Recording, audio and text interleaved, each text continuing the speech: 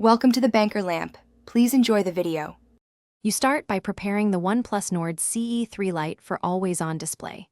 First, make sure battery saver is off and the phone is charged above 20% so the feature won't be auto-disabled. Next, update Oxygen OS through settings to avoid compatibility issues. Then open Settings Display and confirm lock screen and notification permissions are allowed. These grant the clock and notifications access to show. Once done, proceed to customize the always-on layout and power options in the same display menu. Now enable Always on Display directly. Go to Settings, Display Always on Display, and flip it on. Choose a clock style and decide whether notifications and media controls appear. These choices determine what you see without unlocking. Make sure to set a schedule or choose Always so it runs when you want. Also adjust AOD brightness and timeout. Lower brightness saves battery.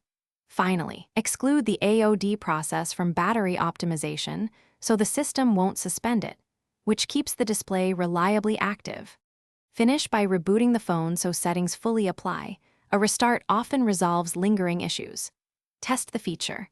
Lock the screen and verify the clock and chosen notifications appear. If AOD doesn't show, return to Settings Battery and disable aggressive optimization.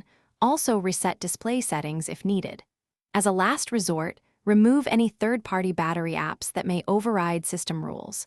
If problems persist, update again or factory reset only after backing up. That fixes stubborn software conflicts while preserving data as a precaution.